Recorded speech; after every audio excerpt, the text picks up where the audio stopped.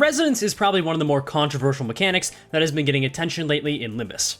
Some people really like Resonance, and enjoy constructing teams that provide the best possible uptime, while also being functional on their own. On the other hand, another sentiment I have seen that is somewhat widespread is that Resonance teams are nothing more than a meme. A niche little archetype that doesn't have good payoffs considering the restrictions. As for me, well, as a resident fence sitter with no unpopular opinions, I definitely have no opinion on the matter. However, since Captain Ishmael released and Resonance discourse is as hot of a topic as it has ever been, I want to talk about it. And when I say talk about it, I do not mean for this to be another exhaustive overview type of video, since, my god, there's actually a lot of Resonance mechanics in this game, just a lot of them are completely irrelevant. So in this video, I'll be focusing on the relevant Resonance mechanics in Limbus, and discussing potential teams focusing around the most important IDs of the archetype, like Middle Dawn, and yes, Captain Ishmael. Before I talk about Captain Ishmael, since I know that's the reason at least 33% of you clicked on this video, I want to talk about what Resonance itself does briefly. Resonance happens when 2 or more skills are present on the dashboard that are of the same sin affinity. These do not need to be adjacent, and Resonance increases the offense level of each skill of that same sin affinity that comes after the first one. The offense level increases with more skills of the same sin affinity, but if you have 3 or more skills of the same affinity in a row, you get absolute resonance, which is what most people think of when resonance is mentioned, and it's fair, since that's what the game usually interacts with. Absolute resonance is an upgrade to regular resonance because it affects all skills in the chain equally, whereas regular resonance uses trickle-down offense-nomics. Here's a helpful chart that shows how much offense level you gain based on the amount of same sin affinities in an absolute resonance chain, and in case you don't know what offense level does, 3 offense level is 1 clash power. I explained this in full in my tutorial video if you are still somehow unaware of how it works. More relevant for our purposes is that every offense level will also increase our damage slightly, meaning high absolute resonance amounts can lead to you dealing a noticeable amount of extra damage. And that's all Resonance does on its own, and really it makes sense that it was pretty much ignored as a mechanic, especially back when a clash power required 5 offense level difference instead of 3. It's a very simple system, highly advertised by the infamous in-game tutorial, but it really never became anything too noteworthy until the modern day. However, if I'm going to talk about modern Resonance teams, it's only fair I mention the Resonance team that was relatively prominent back even before those offense level changes. The first true Resonance team was Via and Faust, due to her passive Whistles being 4 Lust Resonance and giving 15 SP to 2 allies, as well as Fanatic. Fanatic is a buff that increases final power of skills by its count if the target has nails. However, it could only ever be applied to N-Corp IDs, which in retrospect means your team building to get maximum value out of this is really limited, especially when this absolute buffoon has no Lust skills. Seriously. Anyways, there are so many Lust skills in the game now, and this is the kind of passive that doesn't even really need to be triggered every turn if you don't run N-Corp. But honestly, running N-Faust alongside the very vague idea of Unga Bunga, I bring IDs with Lust skill is still a pretty damn good strategy for content where you start off on 0 sanity. In a lot of other content though, this is a pretty negligible benefit, but I still have a soft spot for Whistle's Lust Resonance teams, since even though its payoff is vastly different and worse compared to the other examples I'll be talking about, I find that 15 SP to 2 allies is often really underrated, especially when Lust is still such a common sin affinity on good IDs. But okay, I hear you. The history lesson is neat, but it's all about the new and shiny thing, and currently, at least, nothing is shinier or newer than Picard Captain Ishmael. Since so many people seem to want a guide or a full video on this ID, let me just take a little while to talk about her kit in full, and then I'll recontextualize her in a team built around her resonance mechanics. Picard Captain Ishmael is probably the most complex ID that actually isn't that complex. That may sound weird since she has so much text, but a lot of these things can be summarized in a few words. Anyways, the skill 1, to me. First of all, a 12 rolling skill 1 is above average and continues the somewhat unfortunate trend of 3-star skill 1s being 11 or more this season. Since this takes away the one advantage most 2-stars had over 3-stars, which was having better 2-coin skill 1 rolls. Even though I don't like this, I do like strong skill 1s, so I'm a little torn on how to feel about this. Regardless, outside of the 12 roll, there's this wall of text, which starts by giving adjacent allies 2 defense level up, which is neat and about equivalent to 6% damage reduction, and can technically interact with the only 2 Zwei IDs in the game, which I do enjoy, despite Gregor not being particularly good with her. Then the resonance part of the skill. Next turn, the leftmost skill slot of the ally with the highest max HP gains plus highest resonance aggro. Then, at 4 plus highest absolute resonance, that unit also gains protection next turn. This is pretty simple, and isn't that big of a benefit, but if you are running an ID like Harpoon or Heathcliff, which, let's be real, you should be, this is some nice additional aggro if you want to lower his health, especially since it can be a pretty high amount, even if aggro feels like a placebo sometimes. The cooler thing, I think, is potentially putting aggro on IDs that, for some reason, lack it. The issue is that those IDs are... yeah. Anyways, the real shining star of this kit is the skill 2. Pursue them to the end. Infamous both on Captain Fishy over here and the decrepit Gaslighter herself. This skill immediately applies 3 offense level up to 2 adjacent allies, a benefit she is likely to take full advantage of due to her decently fast speed range. As mentioned before, this is just +1 clash power and a pseudo damage up, which is pretty powerful to be giving out for free, especially considering the next line. On use. Every resonance of the highest resonance adds a plus 20% chance that this unit orders the ally on its immediate right on the dashboard to use assist attack this turn. To simplify that, if you have resonance of any kind on the dashboard, you will have at least a 40% chance to activate assist attack, which is then further increased by 20% with more of the same sin affinity. In case you don't know, assist attack makes the ID on the right of Captain Ishmael, or to her immediate left if she's the last unit on the dashboard, use their skill 1 on the enemy Captain Ishmael attacked as soon as her attack is over.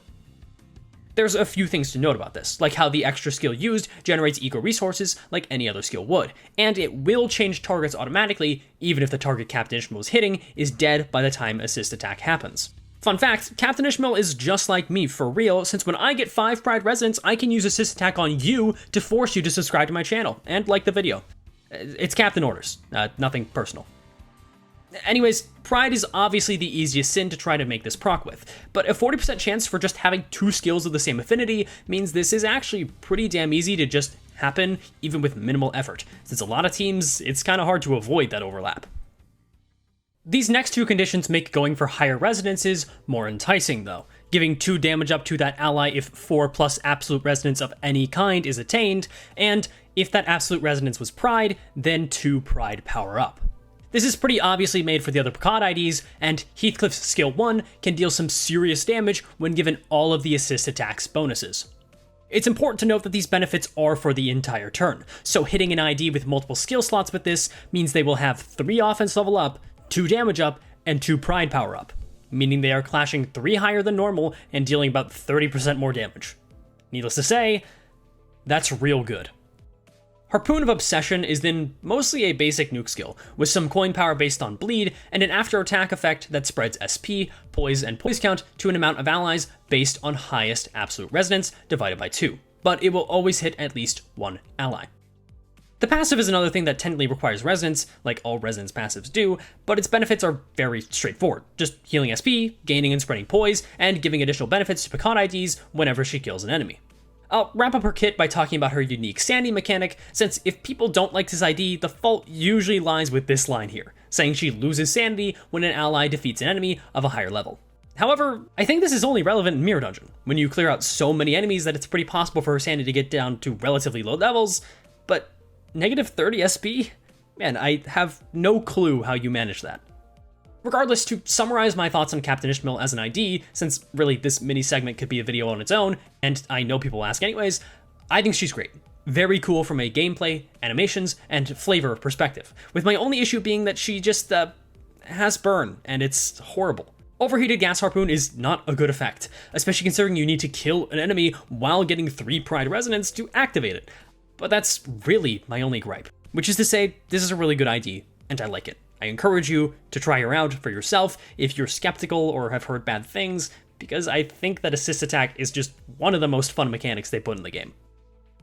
But enough with my silly opinions. Let's talk resonance. It should be clear that the real focus here is on that skill 2, getting it to trigger as often and as consistently as we can, while also getting good benefit out of it. Since the power of skill 1s varies so wildly, ideally a team for Captain Ishmael has no single coin skill 1s, or the skill 1 has some kind of important benefit to the ID, which isn't too hard to achieve, lucky for us. Since Pride is the easiest sin to lean into, let's talk about a team I think works well for Captain Ishmael. The team consists of the Picard trio, plus Sank Sinclair, W. Ryoshu, and Hook Hong Lu.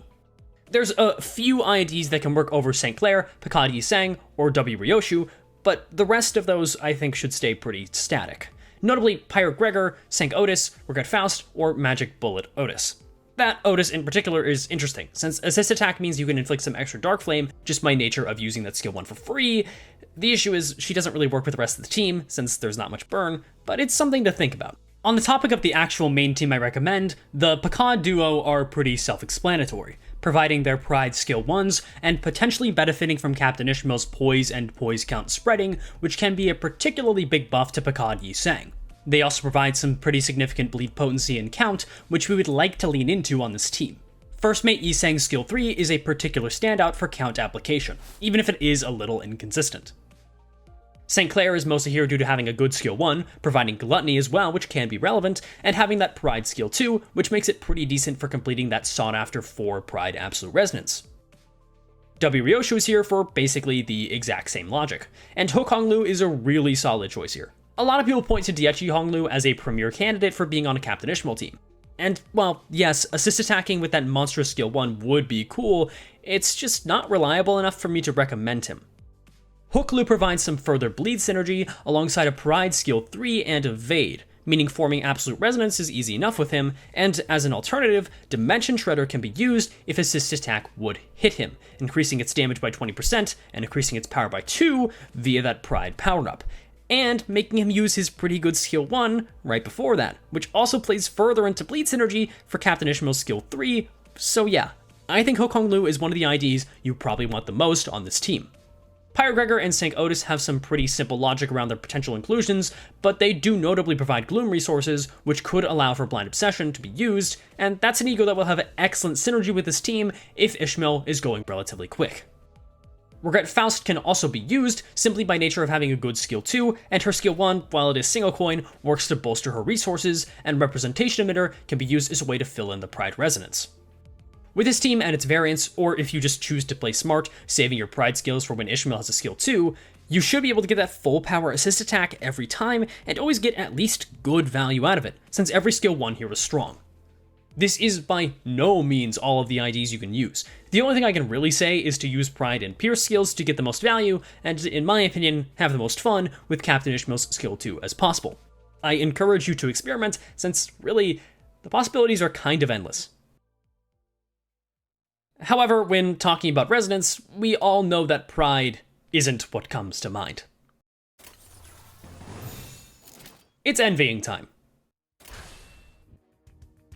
The issue with this Pride team is that it kind of ignores the needs of the teammates, which, while in character, means we end up losing a bit of value. Personally, I still really like the Pride variant of this team, since doing 2 superpowered skill 1s on Harpooner Heathcliff is just euphoric, but I can't deny that building for Envy is perhaps more optimal, and when you talk about Envy Resonance, this theme starts to play in the background, and these 2 IDs with their, and don't tell them I said this, horrendous drip, come to mind. Middle Dawn and Middle Merceau are the quintessential Envy IDs, and it's really easy to see why. Defensive skills are by far the easiest way to guarantee resonance of any kind. The drawback is that, well, you are using a defensive skill, and a guard or an evade isn't really doing much of anything. But counters, on the other hand, can work wonders, and in fact, are even better than most regular skills in a resonance team. You see, resonance can boost the power of defense skills overall. Regular attack skills only have their clash power increased, but since defense skills can't clash, they just gain base power based on offense level. Meaning if you had a counter that could theoretically have 4 coins, and specifically gains bonus offense level from resonance, it would surely deal a fuck ton of damage. I mean, you already knew who I was talking about, but I hope the fade-in was dramatic nonetheless. Middle Dawn's counter is an incredibly powerful tool, copying notes from Kurika Merodian, and then doing it better by being able to access her extremely powerful skill 3 every turn, with the obvious caveat and downside being the need for 6 absolute Envy Resonance. Middle Merceau works as a way to buff Dawn and Envy teams on the whole.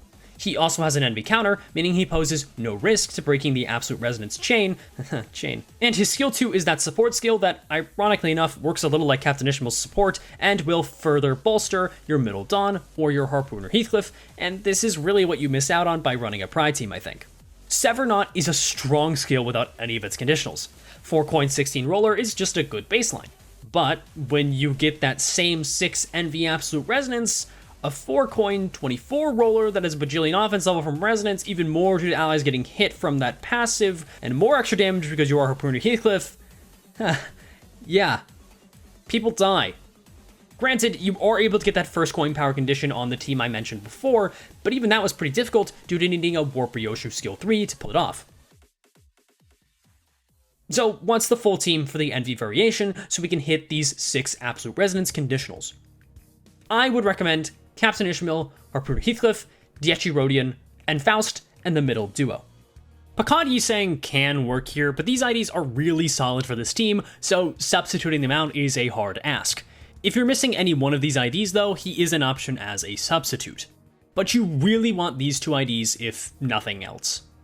Captain Ishmael has that skill 1 for Envy, which is half her kit, so her Envy generation is pretty reliable. In addition, the skill 2 can work off some Trace Envy Resonance or even some Wrath Resonance, just be sure to save your big Envy Resonance turns for Sever Not / Adjust Vengeance though. We care less about Assist Attack here, though it's a nice bonus of course. Harpooner Heathcliff and the middle duo hardly need an explanation, so they won't be getting one, and Diechi Rodian may seem like a strange choice at first, but really, since discard lets you cycle skills easier, your skill 2 can oftentimes feel like a skill 1, meaning she is still very consistent.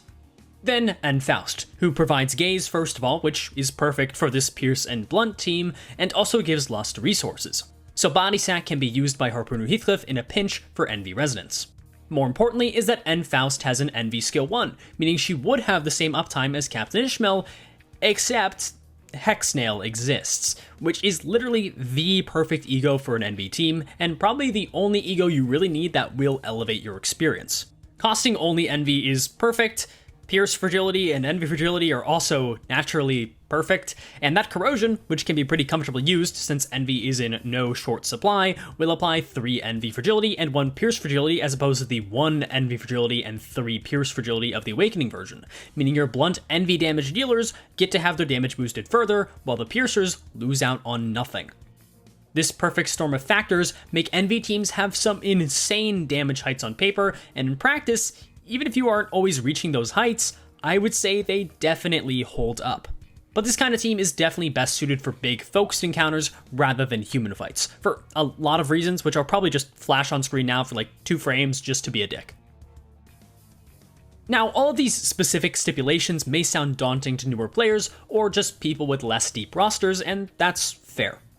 These kinds of fully committed teams are mostly still a luxury, and do require significant investment to get going.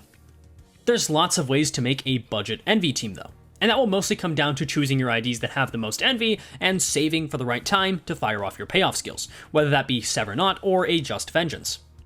Another neat thing is, as much as I hate to say it, ego like Soda, Body Sack, and Red Eyes Open find new uses, allowing you to use ego as a way to complete resonance chains instead of just as, well, ego.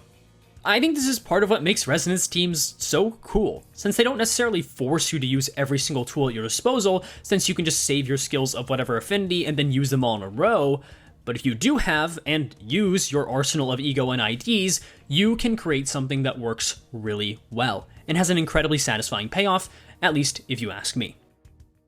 So, do I think resonance teams are a meme? No, I feel like that should be obvious considering the points I've made here. I think Resonance as a mechanic has already found ways to diversify itself within its own archetype. Just look at how different the 2 cores of Resonance really are. Captain Ishmael doesn't really ask too much in terms of team building in order to get that assist attack, but if you fully lean in, you can make it pretty consistent. And don't get me wrong, assist attack is a great benefit. But Middle Dawn's counter plus Sever Not is just so much damage. However, that requires an even more strict team layout to get it to happen relatively consistently, and an incredibly strict setup to go for it every turn. It's for this reason that I just don't understand why people write off Resonance as an irrelevant or an inherently meme team, and seem to think it requires you to run a bunch of bad IDs like LCC Rodian or Warp Faust, when it really just comes down to slightly adjusting your playstyle, not just using skills willy-nilly, and having a little bit of foresight. I mean, look at this team. Can you really tell me that this looks like a completely ridiculous setup for something like Railway? Now, look, Resonance teams do have innate weaknesses, like resource generation being somewhat limited by nature of mostly going for a single sin economy, and, no, that's kind of it. Are Resonance teams the meta? No. But is everything that isn't the meta a joke? Also, no. Ultimately, Limbus is meant to be a team-building game, and Project Moon is taking the correct steps to encourage team building with this archetype in particular. I enjoy Resonance because it makes me look at new IDs in a different way. Before all of this, looking at ID kits previews was mostly about descriptions, and sins mattered only to fuel certain ego that the sinner could not fuel before. Now, I guarantee you, if Envy shows up on a defensive skill or Envy gets a new ego, people are going to notice. Hell, even Pride getting a new ego would be relatively important, since you can even make mixed Pride and Envy teams that I didn't even talk about because I encourage you to experiment. It's unfortunate that not everyone can, due to the nature of this game, but if you are so able and are so inclined, I do insist. I hope we get more Resonance in the future after hopefully getting a little bit of a break since the BL event is coming up, and I sincerely doubt to claim their bones, not this one, the actually good one, but I have to use this as an example, is gonna require Wrath Resonance. The point is, as simple as something like Resonance is, and as much as I really did gloss over it in my tutorial video, I think Project Moon, in the span of only 3 months, has really changed my, and lots of other people's, perception on the mechanic for the better. Even if it is literally just Candy Crush. But that's all for me. Thank you for watching. I hope this video resonated with you. Okay, this video ends now.